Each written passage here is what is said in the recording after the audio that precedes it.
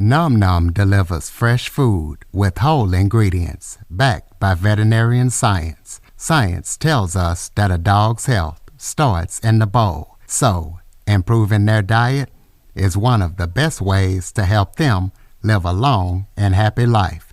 Nom Nom's food is full of proteins your dog loves and the vitamins and nutrients they need to thrive. All you have to do is order, pour, and serve.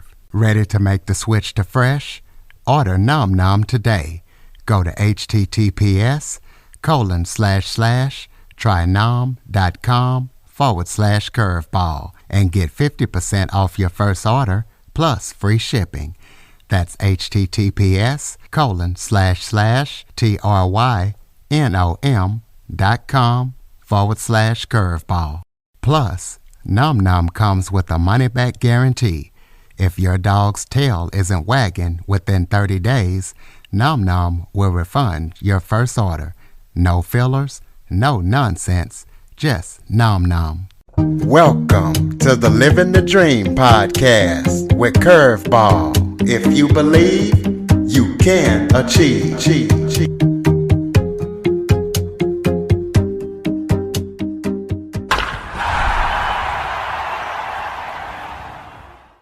Welcome to the Living the Dream with Curveball podcast, a show where I interview guests that teach, motivate, and inspire.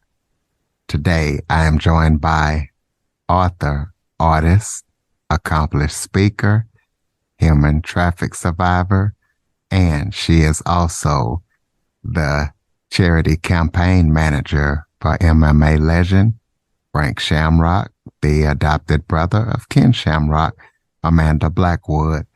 Amanda, as I said, survived human trafficking. Now she focuses on helping other people that are victims of human trafficking get through the trauma of it. She is also an author and an artist, so we're going to be letting her tell her amazing story. And she was telling me the story of Frank Shamrock in the green room, so she'll share that with you as well. So Amanda, thank you so much for joining me today. Of course, thank you so much for having me. Why don't you start off by telling everybody a little bit about yourself? Well, as you pointed out, I am an author and artist, a survivor and speaker. Most of the work that I do these days is with trauma recovery with other people who have experienced traumas, with helping them to understand their own trauma reactions and how to fight back against them. I live in Denver, Colorado with my amazing husband and our 6 cats. I had 4 when we met. He had 2. So between the 2 of us, we have a petting zoo. It's been kind of an interesting existence out here in Colorado. So I moved out here in 2016. When I got away from trafficking was just 2011. So it was 5 years that I kind of floated around trying to figure out where I was going to end up. And I was really blessed to find an event in 2013 called the 1940s Ball. And while I was living out in California, it was a little difficult for me to get out to Colorado to come to the event. But the first time I ever did, it just kind of changed everything for me. And just a few short years later, I ended up moving out here. And it's become a permanent thing for me since then. I love Colorado. Wow. Yeah, beautiful Denver, Colorado. Congratulations to those Denver Nuggets. So as much as you can, walk us through the story of your human trafficking. Tell us about it and tell us how you were able to escape. So with most victims of human trafficking, they're no strangers to abuse early on in their lives. That was kind of the case for me too. So the first time I was molested, I was only 4. The second time I was 12, again at 13, again at 15, again at 16. I was raped at 17 by somebody I thought was my best friend. And through all of that, I started to create these patterns in my life where I believed that that's what I was built for. That was my lot in life. That was all I was ever going to be. So when I was 18, I found myself in a relationship with a man who was twice my age, and he was controlling and rather abusive. And at the time, I didn't know that what he had done to me was called trafficking, because I didn't really understand what trafficking was. I don't think anybody did. This was back in 1998. It wasn't really something that people talked about.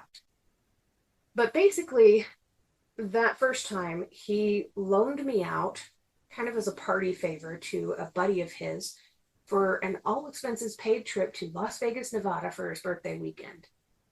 I got excited about the trip because the way it was presented to me, I was going to get to go to Las Vegas and go be a kid. I had already been to Las Vegas a couple of times, and I absolutely loved the roller coaster at the top of New York. New York. So here I was thinking I was going to go and relive that experience and have a lot of fun in the arcade and ride on roller coasters and just play and be a kid. What happened instead was we got to the hotel and he paid the hotel staff not to ask any questions. They were advised that I was allowed to get room service once a day, but that they had to leave it outside of the doors and leave before I was able to get the food, so that there would still be no questions from any of the staff. And apparently this was something that this hotel had a reputation for at the time. That hotel is no longer existing in Las Vegas. But I was held there in that room. I wasn't able to leave. He had my ID and I didn't have a room key to get back in. I didn't have a driver's license. I had no way of being able to get back to where I had been living. So I was trapped there for 52 hours through repeated assaults and rapes. When I got back to where I had been living, I immediately started formulating a plan, and I got out as quickly as I could because I just saw it as this was another form of abuse. I didn't understand that this was human trafficking. See, even now, up until 2018, I didn't realize that that was considered human trafficking, because what we see in the media when it comes to human trafficking is either prostitution or underage children being snatched off the streets by total strangers in windowless vans, the free candy guys. But that's not what human trafficking is. I learned that the Department of Homeland Security defines human trafficking as the use of force, fraud, or coercion to obtain labor or sex acts from somebody else. So if you notice a couple of things there, there's no mention of transporting a person from one place to another. That's considered human smuggling. And there's no mention of money. You're not getting paid necessarily for the sex acts. That is considered prostitution. And while there are significant overlapping areas in all three of these things, you can draw a Venn diagram and come up with the same conclusion. All three of these things are separate issues, and they all need to be completely separately addressed.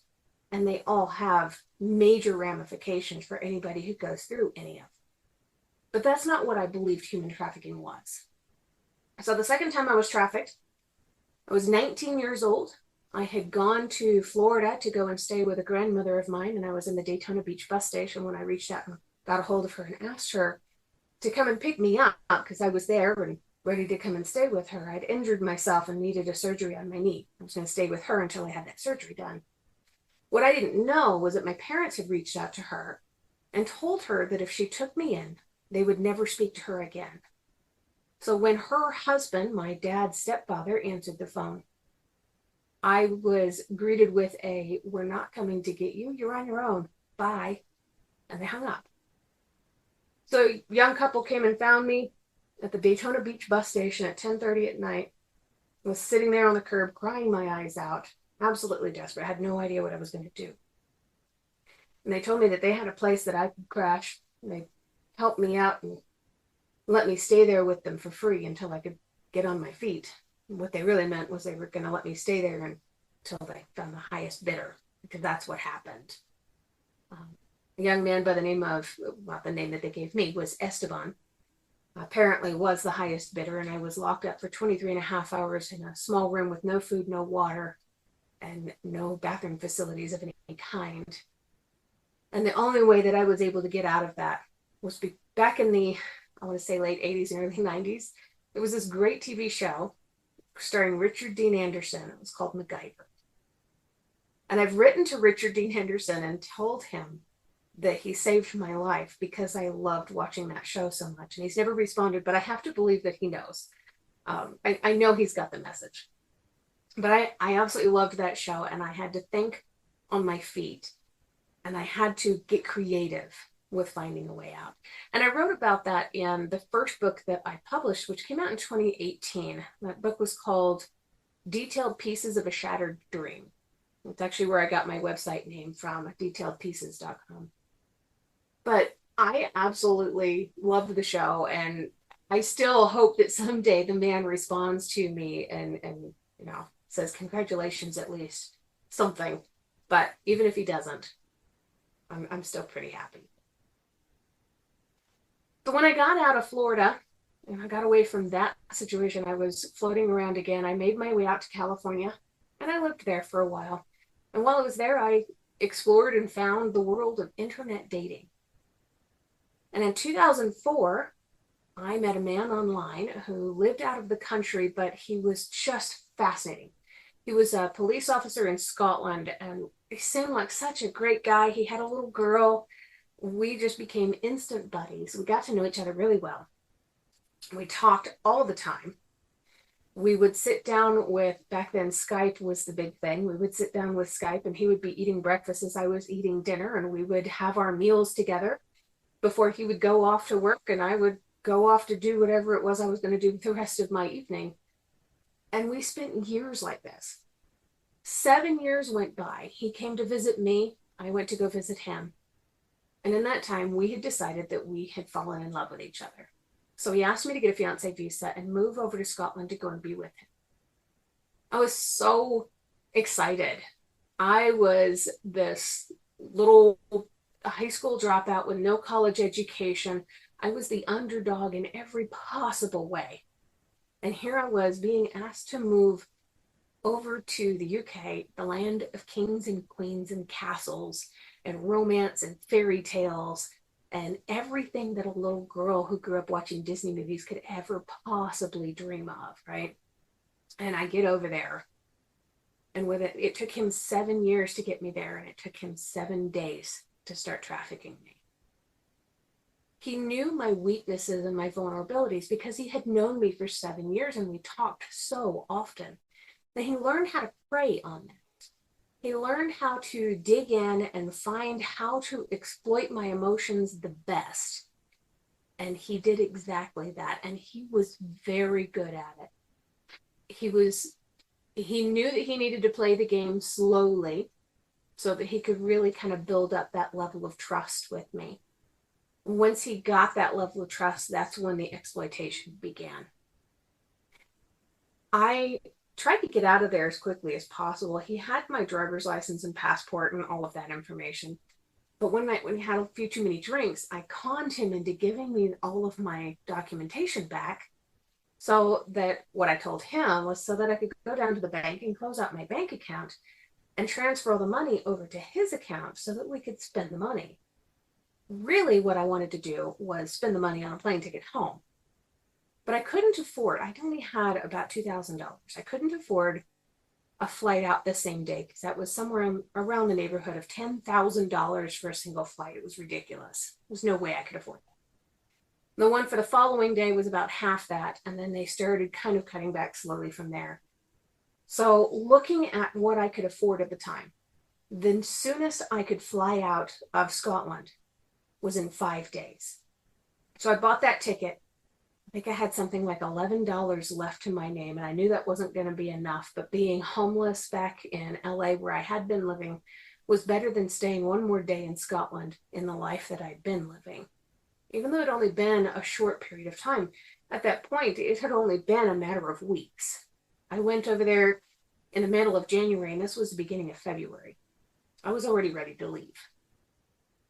I got that ticket, and the very next night, he trafficked me. He had some people come over. I ended up so sick from this encounter that one of my kidneys was trying to shut down. I got very, very sick. I don't remember going to the hospital, but I remember talking to a doctor, and I remember my abuser, this man I was supposed to marry, standing right there next to me when the doctor asked me, "Is everything okay? Do you need help?" I mean, how do you look a doctor in the eyes and say, "No, everything is not okay. This man standing right here beside me is abusing me, and he's basically torturing me and trafficking me," which I didn't know at the time, again, that this was trafficking. I just thought it was abuse. You can't really tell somebody in that moment with your trafficker, with your abuser standing right there. You don't feel safe opening up about that. So I couldn't. And when I woke up again, I was back at the house and my flight had already left. And with it, my way out. I tried really, really hard for a long time to come up with another way out. And by a really long time, back then during the abuse, time stretched. Some of the torture that I was going through was sleep deprivation torture. I was waterboarded for sport. I had some really horrible things happening. And while I was going through all of this, an hour would feel like an entire day. Time slowed down and I felt everything. But in every single moment, I was hyper vigilant. I was constantly looking for a way out. And eventually, I stopped looking for a way out. I was ready to just kind of give up on life completely. And I'd planned to kill myself. I went down to a churchyard and I prayed that somebody would come and find me in this churchyard, and nobody did. And I sat on the steps of the church and prayed again that somebody would find me, and nobody did. Nobody could see me. So finally I got up and I went to the train. And my plan was to wait until I could hear the train coming and then get down off of the platform and walk towards where the train was coming from and then run in front of the train. I had done enough research to know that this was going to be one of the most painless ways that I could do it. When I was sitting there at the platform, a man came out with his little boy, and this little boy, probably about 4 years old, looked at me. It was the first time somebody had actually seen me in a long time. And at first it kind of scared me because this little boy could see me. He wasn't just looking at me, he could see me. He knew who I was. And that hurt because even I didn't know who I was. It scared me so bad that I knew I needed to get out of there. I couldn't traumatize this child the same way that I had been traumatized my entire life. So I got up and I started running. And it took me about 20 seconds to realize that I was running back toward my prison, not toward the train. And that was the day that I learned to thank God for miracles not yet performed, because I didn't know what was going to happen to my life. But if I was being kept alive, there had to be a reason. A couple months went by. Months, it felt like years. A couple months went by. And I came up with another plan to get out. My 6-month visa was going to be expiring soon. And if he and I didn't get married on my fiance visa, then I would possibly be overstaying my visa and I wasn't going to be allowed back in the country if I was caught. The UK has very strict rules about this. So when I sat down and thought about it and figured out a way to present it to him, I told him, the day that we were supposed to get married is come and gone. And I totally get why you wouldn't want to get married. But if we don't get married, then I could get kicked out of the country and never be welcome back. And you're still a police officer and I overstay my welcome here. You could lose your job and we wouldn't want that to happen. I really sold it. I had been on Alias and Will and Grace and a couple of other TV shows. And I had done the acting thing when I was in LA. So I had a little bit of training. I kind of knew what I was doing, but I really pitched it hard. And he fell for it.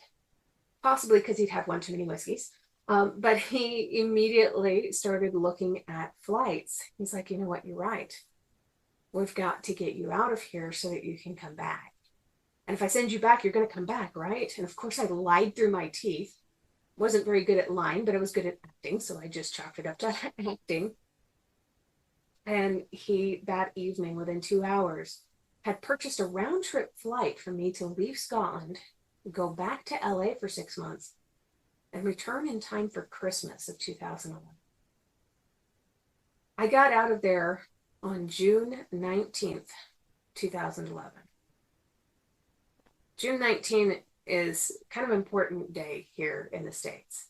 It's all about the emancipation of slavery. And the significance of that day has never been lost on me. That was the day that I claimed my freedom from slavery under him. It was a hard thing for me to face. I didn't realize still yet that it was human trafficking. And I floated around. I lived in this constant place of trauma and torture and PTSD flashbacks and nightmares and trauma reactions. And all of this horrible stuff kept on boiling over in me. This constant anger, these heart palpitations. I developed Crohn's disease. Everything kept on just compounding and getting worse and worse. Finally, I moved away from California after I discovered the 1940s ball. I came out here to Colorado, loaded up a rental SUV, put my 4 cats in a gigantic, enormous carrier that I had built hammocks in, and we hit the road at 9 o'clock at night. I pulled into Denver at 3 o'clock in the afternoon the following day, and I think I must have slept for 36 hours. It was the first time I'd really felt truly safe because I knew nobody knew where I was then. All of this stuff was happening. I got a new job, made some new friends. One of my friends reached out to me one day. He said, "There's an anti-trafficking conference down near where you're living. Have you heard about it?" And I had not. So he told me about it. It's like, I'm not making very much money right now. I'm still just a high school dropout with no college education of any kind. And he says, "Well, it's $35 a ticket, but you don't have to pay for it because here's your ticket." And he paid for it for me because he knew I needed to go. And I sat in the front row of this event. It was February 2018. And I saw all these people talking about their experiences of surviving human trafficking or fighting human trafficking, and listening to FBI agents and people who run anti-trafficking organizations. And all these people were just amazing.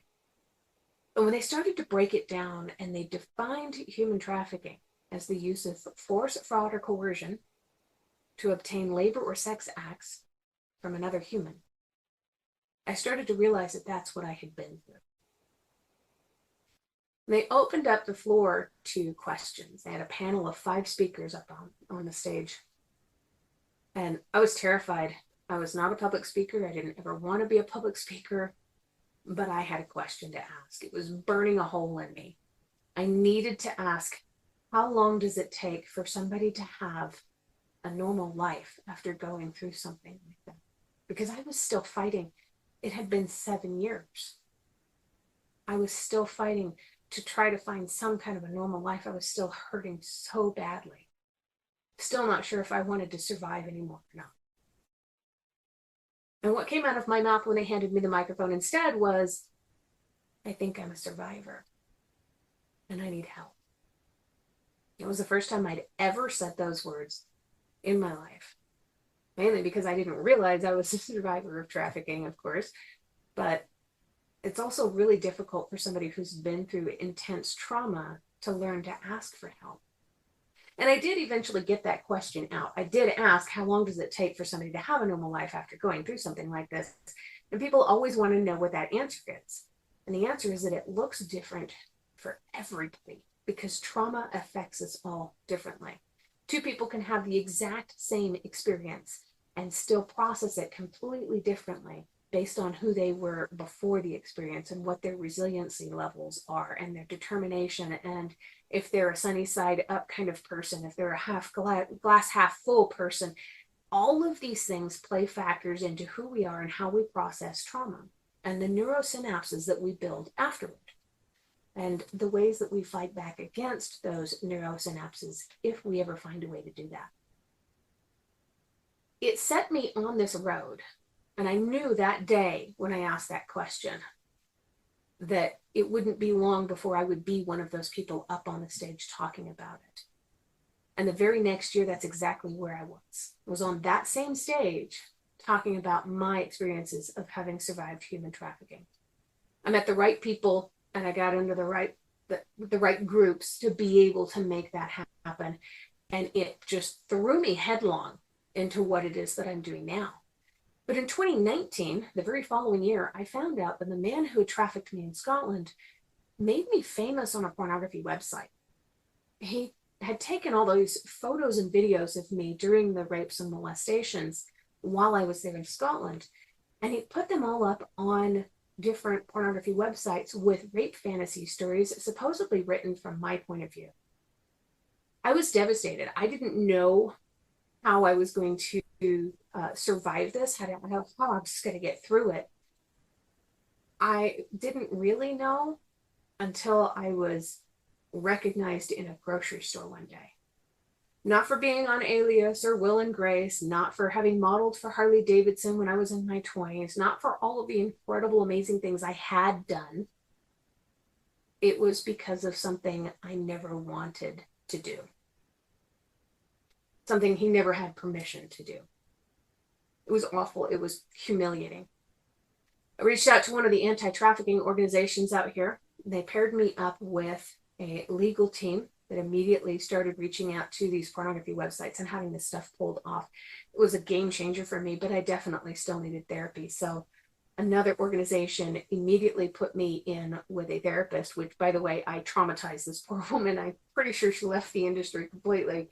But the second therapist they paired me up with was great. She was very open to me when I told her, look, I've had people walking on eggshells around me my whole life thinking that's what they need to do. And what I need is brutal honesty. I need somebody who's going to tell me as it is and give me the gut punch that I need to get me over these speed bumps that I've been fighting with for so long. And that's exactly what she did. I'm really glad I learned how to ask for that. But she was amazing. She got me through the hard stuff. And towards the end of our therapy, it was November of 2020. She asked me, so what are you going to do with yourself now? Because, I know you're not going to stop talking about it or fighting it. It's like, I think I'm ready to write my book. And she said, oh, that's great. That's great. We got Christmas season coming up and everything. I'll check in with you the first week of January and we'll touch base and see how everything's going. All right, that sounds great, Amy. Let's do that. So she reached out to me in January and she said, so how's it going? I said, yeah, I'm all right. She says, no, how's the book going? Oh, it's done. She said, what? Yeah, I had written a 350-page book called Custom Justice while also working 2 full-time jobs. And it chronicled everything from when I was 4 years old all the way up until that year and everything that I had gone through, complete with the first therapist and transitioning into the second therapist. All of that went into the book. And it was during that time that my first ex-husband actually passed away. So there's a lot in there about him and the abusive situation that I found myself in with him. And it really it opened my eyes to some of the patterns that I had been living in my own life. I was able to understand a lot more about myself and to really start to develop new ways of fighting back against trauma reactions and bad habits and old habits, and how to build healthy boundaries and how to show other people to show up and support me when I'm going through something. And Amy, the therapist, she was so proud. And she told me, she said, well, what are you going to do now? You're already done with your book. And I said, I don't know. She said, have you ever tried painting? I said, no. I was terrible at watercolors when I was a kid. She said, well, I think you should try painting. I'm going to have somebody bring over, this is COVID, there's still lockdowns. I'm going to have somebody bring over some canvases, some paintbrushes, and some paints for you. I want you to start painting. And that's what I did. And within 3 months, I had sold my first painting. Within 5 months, I had been written up in the Chicago Tribune for a piece of my art that's now hanging in a home for human trafficking survivors in Chicago, Illinois, called Carry Your Own Baggage. Because through life, we all have this baggage that we have to carry. We're just looking for a safe place to set it down. The month after that article was written was the month that I met the man that is now my husband. And without having written that book, without having gone through the art therapy, without having discovered my own patterns, my own healthy boundaries, and my own ways to communicate how to be there for me, there's no way we would have this incredibly beautiful and supportive marriage that we have now. I mean, when you're going through all this stuff, it's hard to see any kind of light at the end of the tunnel. All you can see is the dark walls. You don't even realize you're in a tunnel. But once you get out the other side, if you're willing to do that hard work to get you through it, it's so beautiful. It's such an incredible life. Such an amazing story.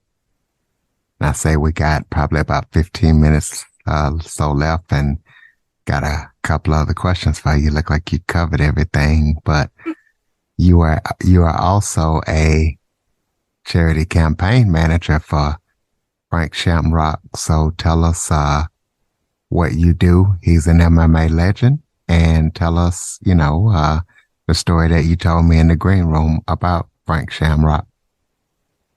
I could also tell you about how we met. So, Frank, Do it. Frank grew up in an abusive household when he was a kid. Um, his stepfather was incredibly abusive to him. If you ever get a chance to watch any of the videos on Frank Shamrock, I would highly suggest looking for one from Goalcast. He talks about how his stepfather, when he was only about 8 years old, threw him out into the backyard with all of his toys and made him sleep under a tarp in the yard in the rain.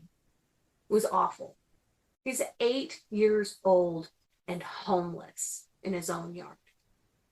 So he was constantly facing levels of abuse that other children could not fathom or relate to in any way. He kept on getting himself into trouble, and he was told that if you get in trouble one too many times now, you're going to be taken away from your home. You're going to be put in foster care or in juvie. And he thought to himself, that's my way out. That's what I need to do. So he went and robbed a Taco Bell. And he tells the story way better than I do, but this poor kid, he is terrified and he's running off in the middle of winter carrying a sack of money from Taco Bell. And the police are after him. And he goes running across I don't remember if it's an ice pond or an iced river, but he falls through the ice and he nearly dies. When he gets out of the ice, he's trudging along and he starts to feel very warm and very sleepy. And he thinks to himself, I'm just going to lay down and take a nap. And then he realizes, because he's a self-proclaimed nerd, he's highly intelligent. He said, if I do that, I'm going to die. This is called hypothermia. So he kept on going and he kept himself alive somehow. And of course, the police caught up to him and they ended up taking him and putting him in juvie. While he was in juvenile detention, he got paired up with this mentorship team called the Shamrock Boys Club. And it was run by a gentleman by the name of Mr. Shamrock, who liked to take these boys under his wing and teach them about self-defense and martial arts and the proper things that a gentleman should do in his life and how a man should act. And it was something that Frank had never really been exposed to in his life at that point. So he learned a lot from this man. This man had a son named Ken Shamrock, and Ken of WWE fame, and Frank sparred together frequently. And they kind of went in opposite directions with their training. So Ken, of course, went in WWE, and Frank went to MMA. So mixed martial arts. He's one of the founding members of mixed martial arts. And there's this fight, his first big fight. He was up against Baz Rutten. It's just bashing him in the face, and he is making these wonky, crazy faces the whole time. It's hilarious and a little bit maddening, and Baz Rutten didn't know what to do about it. It was great. But he won the fight, and it launched him into this headlong career. And since then, he has founded Shamrock Way, which is shamrockway.org. And I'm the campaigns manager for this organization, but we put on different events and stuff talking about how to teach women to fight back against abusers. We've got one coming up towards the end of this summer. I'm going to be flying out to Carlsbad, California. I'll be the guest speaker at this event. And I'm excited to do it. I'm excited to see my old friend. I haven't seen him in a number of years now. But how we met was back in 2013. I was a flight attendant. After everything that I'd been through in Scotland, I would have been perfectly happy being a hermit for the rest of my life and never seeing another human face. And instead, I turned around and became a flight attendant because I wanted to keep myself out of my comfort zone and have an opportunity to explore the world. One day, I had a 3.5 hour layover in San Francisco where I had nothing to do except charge my phone and sit on my butt. While I was sitting in chairs that were next to an outlet, I just looked across the way. There was a restaurant, and there was a man sitting in this restaurant in the middle of the airport wearing his sunglasses. And I recognized within this person, because of the hypervigilance, because of everything that I'd been through, I could recognize he was going through something. He was having a hard day. And I just didn't think much more of it. I just went back to what I was doing, messing around with my phone. And a little time goes by, and he finally comes out of the restaurant, and he's looking around, and I can tell he's looking around for somewhere to plug in his phone where he can sit down and do exactly what I'm doing. But he didn't want to come and pester me, I guess, and I was the only one that had an outlet and a set of chairs. So he went to an area where there was an outlet and no chairs, and this poor guy sat down on the floor in the middle of the San Francisco airport, just looking completely dejected, like he was having the worst day of his life. And finally, I got up and I went over to him. I told him, I said, "Sir, you can come sit over here with me. You don't even have to talk to me if you don't want to. But there's an outlet and a comfortable seat." He said, "Oh, thank you. Thank you so much." And he got up and he came over and he sat next to me. He said, "It's been a hard day for me. This is the first kindness anyone has shown me so far today. So thank you." And we spent the next several hours talking. And he really was having one of the worst days of his life. And that's saying something with his background. I won't go into details, it's very personal for him. But we forged this friendship and we just kind of kept in touch over the years. We were connections on LinkedIn, that's what people do.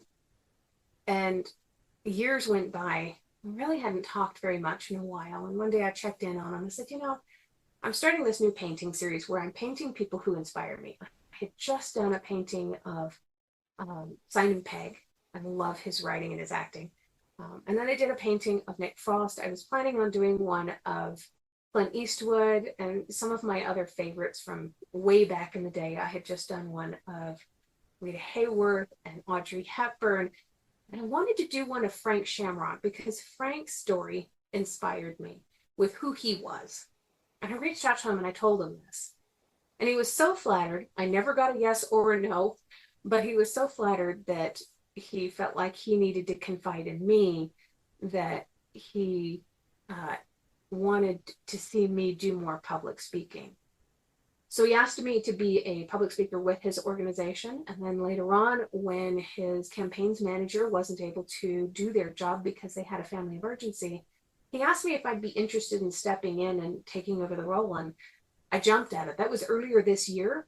And I absolutely love working for Shamrock Way. We're going to be going down to Mexico later on this year and building a home for some homeless people. We're going to be doing this battered women's event at the end of summer.